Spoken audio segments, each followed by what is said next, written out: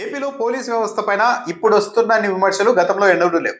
సరే, పోలీసులు అధికార పార్టీకి కాస్త సానుకూలంగా ఉంటారు అన్న పేరు ఎప్పటి నుండో ఉంది. అది కొద్దిగా సహజంగానే జరుగుతుంటుంది. కానీ ఇప్పుడు మాత్రం కళ్ళ ముందే ఘోరం జరుగుతున్నా సరే పోలీసు అధికారులు ఆ ఘోరానికి పాల్పడుతున్నది ఏ పార్టీ వాళ్ళు, ఆ ఘోరానికి బలైపోతున్నది ఏ పార్టీ వాళ్ళు అని చూసుకొని లెక్కలేసుకొని మరి చర్యలకు దిగుతూ ఉన్నారు అన్న ఒక విమర్శ ప్రధానంగా ఎక్కువగా వస్తుంది. చివరకు వైసీపీ నాయకులకు కేటాయించిన గన్మెన్ల వ్యవహారం పైన కూడా ఇప్పుడు అనుమానాలు వ్యక్తమవుతున్నాయి. నిజంగానే గన్మెన్లను కేటాయించాలి కాబట్టి కేటాయించారా, లేకుంటే ఏదైనా ఒక క్రైసిస్ వచ్చినప్పుడు వాళ్ళకు ప్రాణాపాయం కలిగినప్పుడు వాళ్ళని రక్షించడం కోసం గన్మెన్లను పెట్టారా అన్న దానిపైన ఇప్పుడు అనుమానాలు వ్యక్తమవుతున్నాయి.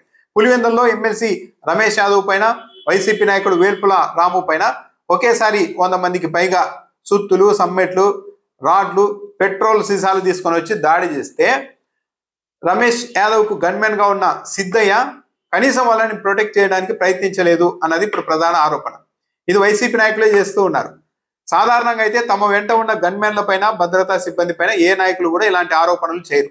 ఆ ఆరోపణలు చేసే పరిస్థితి వచ్చిందంటే పూర్తిగా తమ వెంటే గన్మెన్లుగా ఉంటూ తమ రక్షణ కోసం పనిచేయడం లేదు వీళ్ళు అన్నది నిర్ధారణ అయిన తర్వాతనే ఇలాంటి ఆరోపణలు చేస్తూ ఉంటారు.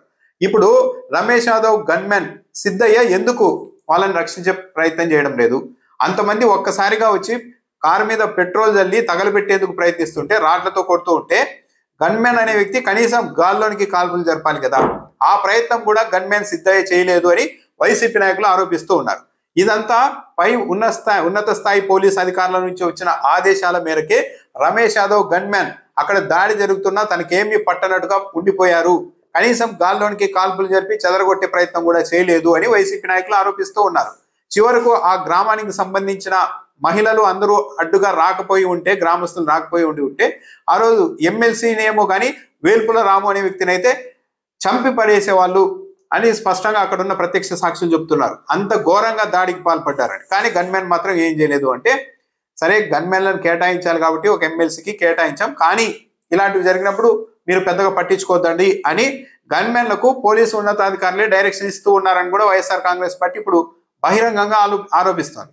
ఇదొక ఉదంతం అయితే, పోలీసుల పనితీరు ఏ స్థాయిలో ఎలా ఉంది, ఎంత పక్షపాతంగా ఉంది అనడానికి నెల్లూరులో ప్రసన్న కుమార్ రెడ్డి ఇంటిపైన జూలై 7వ తేదీన దాడి చేశారు. పక్కాగా సీసీ కెమెరా విజువల్స్ ఉన్నాయి, ఫోటోలు ఉన్నాయి, వీడియోలు ఉన్నాయి, అన్నీ ఉన్నాయి. ఒక్కసారిగా రాత్రిపూట వచ్చి మొత్తం అక్కడున్న కార్లను, ఇంటిని మొత్తం ధ్వంసం చేసేశారు. దీనిపైన ప్రసన్న కుమార్ రెడ్డి పోలీసులకు ఫిర్యాదు చేస్తే ఇప్పటి వరకు కూడా నిందితుల్ని చేర్చలేదు. ఎఫ్ఐఆర్ నమోదు చేశారు, కానీ దాడి చేసింది గుర్తు తెలియని వ్యక్తులను పెట్టారు. దీంతో ప్రసన్న కుమార్ రెడ్డి హైకోర్టుకు వెళ్ళారు. మేము ఫోటోలు ఇచ్చాం, వీడియోలు ఇచ్చాం, సీసీ ఫుటేజ్లు అన్నీ ఉన్నాయి, దాడి చేసిన వాళ్ళు ప్రత్యక్షంగా అక్కడ కనపడుతూ ఉంటే పోలీసులు మాత్రం వాళ్ళ పేర్లను నిందితుల జాబితాలో చేర్చడం లేదు, గుర్తు తెలియని వ్యక్తులను పెట్టారు, అసలు దర్యాప్తు కొనసాగించడం లేదు. ఎమ్మెల్యే ప్రశాంత్ రెడ్డి డైరెక్షన్ లోనే, ఆమె ప్రోద్బలంతోనే వీళ్ళంతా నా మీదకి దాడికి వచ్చారు, మేము ఫిర్యాదు చేసినా సరే ఎమ్మెల్యే మీద కూడా ఇప్పటి వరకు కేసు నమోదు చేయలేదు అని హైకోర్టుకు వెళ్తే హైకోర్టు కూడా ఆశ్చర్యం వ్యక్తం చేసింది. స్పష్టంగా ఫోటోలు ఉన్నాయి, వీడియోలు ఉన్నాయి, సీసీ ఫుటేజ్ ఉంది కదా, క్లియర్ గా కనపడుతూ ఉంటే దాడి చేసిన వాళ్ళు మీరు ఇంకా గుర్తు తెలియని వ్యక్తులు అని ఎందుకు పెట్టారు, ఈ ఫోటోలో ఉన్న వాళ్ళని ఇంకా ఎందుకు మీరు నిందితులుగా చేర్చలేదు అని హైకోర్టు ప్రశ్నించింది.